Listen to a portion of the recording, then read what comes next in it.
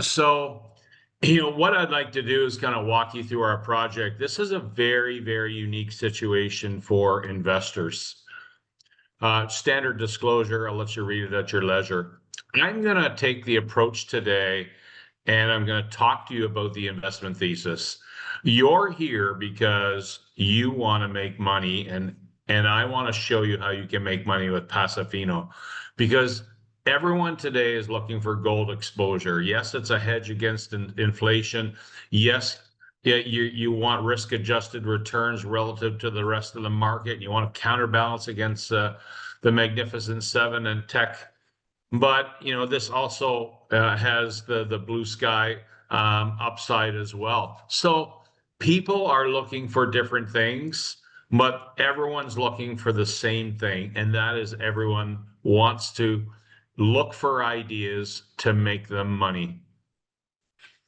We are listed on the Toronto Venture Exchange under VEIN, and we have a market cap today of $53 million, trading at around 47 cents. Pasofino owns 100% of the Dugbe Gold Project in Liberia, and the government has a 10% free carry interest. But the real value in this is we have almost 4 million ounces of gold at a very good grade, and we have a feasibility study done on it. Now, it was done in November of 2022, and we will be updating it this year so we can put this into construction next year. But we also have that blue sky. We have over 2,000 square kilometers of land package, and only 80% of it is explored. So we have a significant opportunity here for a generational size mine. Given the fact that we have 4 million ounces and we're trading at $53, we're trading at $14 an ounce in the ground. We are the most undervalued gold DFS project in the junior mining sector. You will not find a more undervalued company, and there's some reasons for it, and I'll talk about them. But the 4 million ounces we have 2.76 million ounces of reserves in our feasibility study. And then and contained in measured and indicated as well, we have a total of 3.3 million ounces of M&I. But if you take the reserves and you value them at 10-year historical valuation norms, the average is, excuse me, about $180 an ounce. Mining companies, exploration companies get valued at about $180 per ounce of reserve. They get valued at about $80 an ounce for measured and indicated, and about $30 an ounce for inferred. And if you do that math and add it all up, we should be trading at a $500 million valuation today. And you look at the previous presentation, Founders trading at $440 million valuation today, and they don't even have a resource. And we have not only do we have a 4 million ounce resource, we have a feasibility study that is ready to be implemented once it's updated. So tremendous. We're quite far on the scale of development, to the point where we're about to make the next step into being a producer. We have a largest shareholder, and they're called Hummingbird Resources. And when I joined the company back in November, I was asked to run the company by the Hummingbird CEO and raise some money, which I did. And then we entered into a period where I came to site to understand the project better and what it's going to take to advance the feasibility study to a bankable status.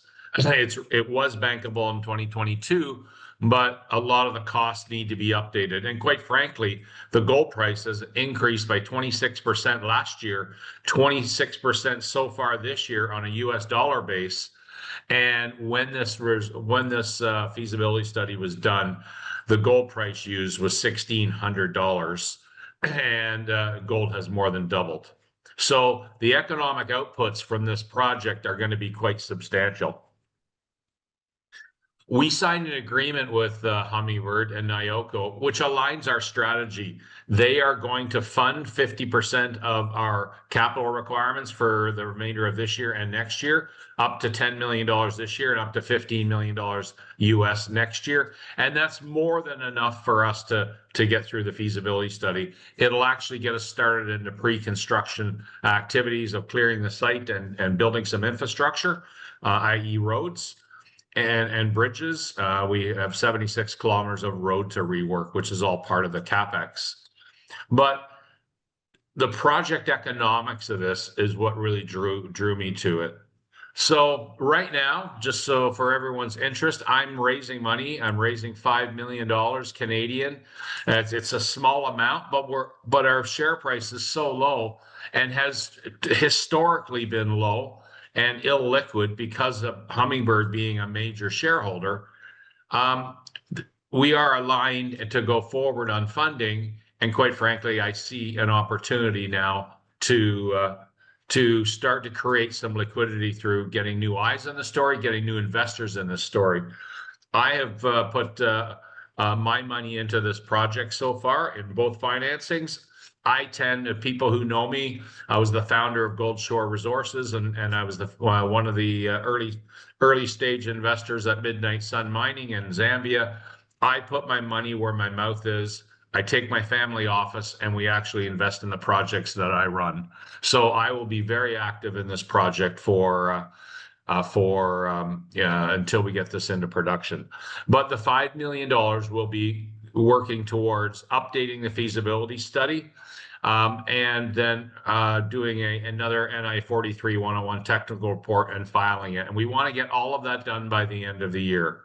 The financing's at 50 cents with a half warrant at 75 for 2 years, with an accelerator on the warrant if the stock trades at 90 cents or above for more than 15 days. So a very attractive entry point for investors. But as you see on this previous slide, there is a lot of scope to do 10 times money here. We're trading at $53. The normalized valuation is $550 today. And I think there's scope to go up from there in the very, very near term. So very low entry point, very good opportunity for investors.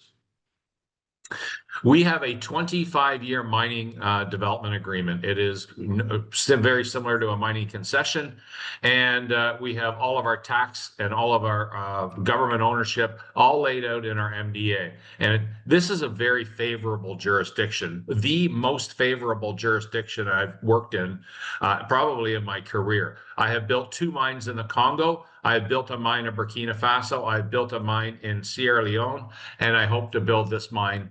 I will be building this mine this time next year. But it is a very easy jurisdiction.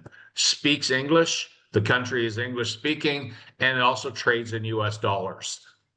Great access. So there's a lot of real big positives here.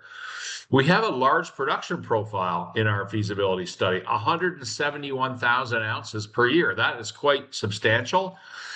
And the first 5 years are over 200,000 ounces. And my job through the updating of the feasibility study is to, yes, use a higher gold price for the resource and for the mine plan, but also to start to look at optimizing the mine plan so we can stay over 200,000 ounces for life of mine. And we will increase the size of this resource quite substantially. As I said, there are some very near site resource potential we'll be looking at this summer with a very small drill program. We think we can add 1 million ounces to it. Is it going to change the project dramatically? It won't. It's still going to be a CapEx of around $435 million. But the NPV of this project really starts to escalate into this gold price environment. We did this at a $1,700 gold price. I've used 21 here because that was where the project was this time last year, because the gold price was there at this time last year. So we have, this is a project that's $700 million post-tax NPV for a $400 million CapEx, 36% IRR. But does it ever scale up when you start to talk about today's gold price environment. And our plan is to use $2,700 as a gold price assumption for our updated study. The capex will stay the same. The opex is just over $1,000 per ounce, and the NPV cranks up to $1.7 billion post-tax. And yes, at $3,300 and $3,400 where we're trading today, this is well over $2.4 billion of post-tax NPV.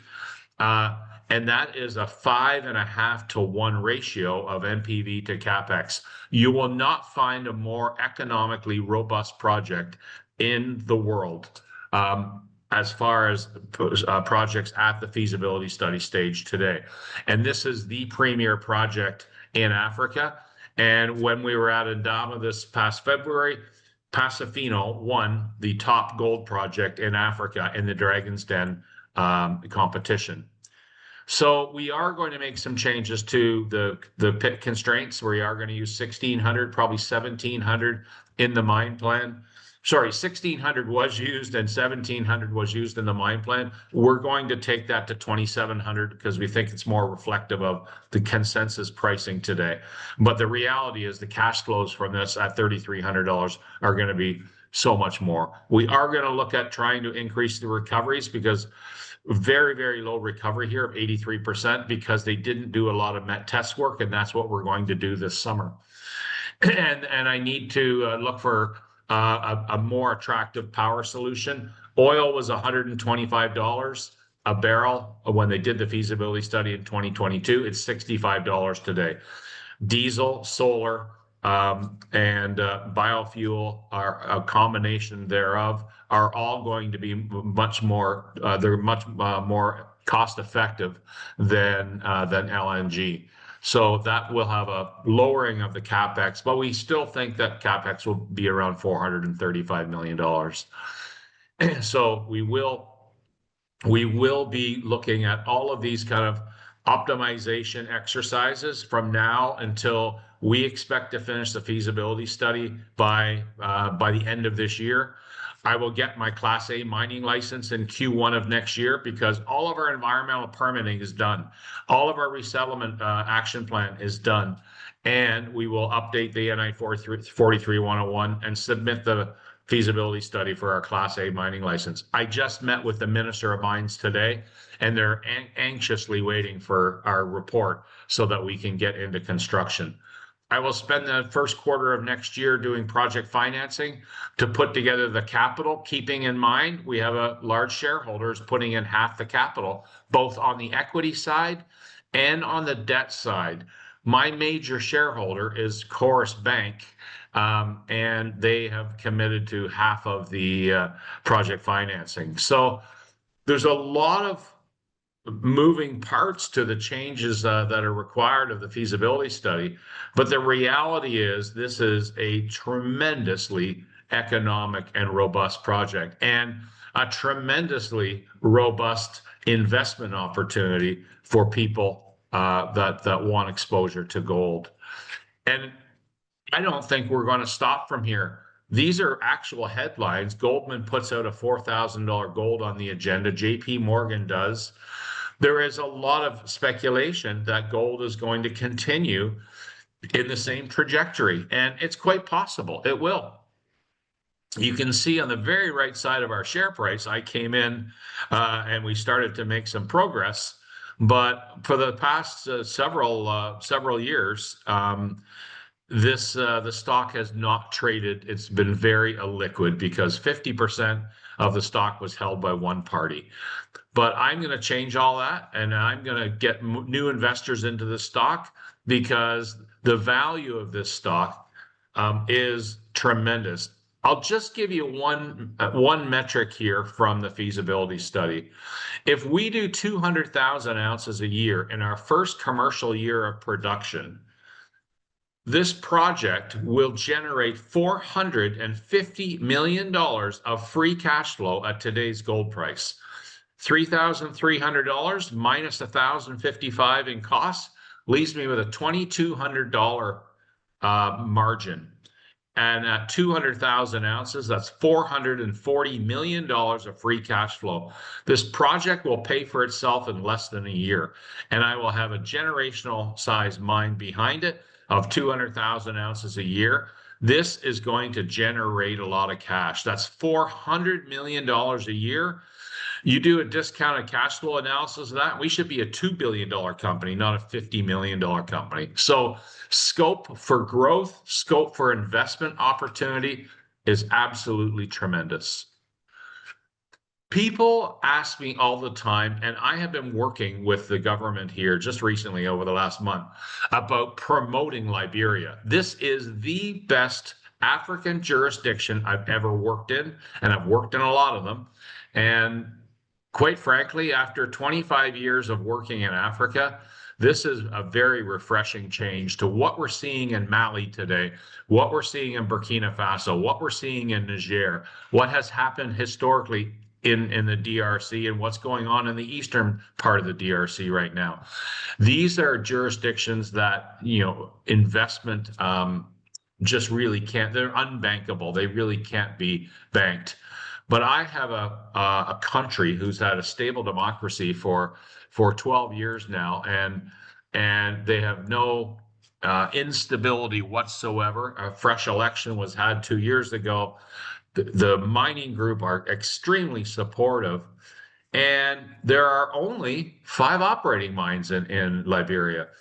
3 of them are iron ore, and 2 of them are gold. So there is a very, very small contingent. It is very underexplored. There's lots of opportunity here, and there's lots of opportunity for us to use our free cash flow to build a very large mining camp right here in Liberia. Right. This can be, Right. yeah, sorry. Sorry. Yeah. Sorry to interrupt, because time's almost up. We still have in Q&A. Yep. Yeah. I'm wrapping up. Oh, okay, perfect. Yep. Yeah. So let's go dive into the first question. So from Thomas, Yep. he was wondering, what's the potential of increasing the reserves in the new PFS? The potential is quite high. We are going to be drilling some near surface oxide material, carries higher grade, and it will be pulled in. We're also doing some conversion drilling from inferred to indicated and indicated to measured. So we'll probably add 400,000 or 500,000 ounces to the reserve and about 1 million ounces to the resource. I see. Next question is that what is your exit strategy besides ultimately selling back to Hummingbird? I don't think the exit strategy includes selling back to Hummingbird. Under the cooperation agreement, we have 2 years of standstill whereby I can't sell the mine and where Hummingbird can't buy the mine. We are jointly committed to building this mine. And in this gold price environment, it is the absolute right strategy. So we're not for sale and we're not selling. Great information. Yes, perfect. Yep. Last question is from Bill, is that what other companies can you compare with? Let's say Gold Project in Africa. There are a lot. And if I look at geopolitical stability as not being a factor here, just technically, the size, you've got Lulo and you've in Cote d'Ivoire. There are several mines in Mali that are of similar size. This will be 5 million tons a year of throughput. And there are about 7 mines in West Africa that have 5 to 10. Ity in Cote d'Ivoire, Endeavour's mines, Houndé, Endeavour's mine, they all have over 5 million tons a year. So they're all very similar. These are all billion-dollar companies, and billion-dollar enterprises. So this is why there's such an opportunity here.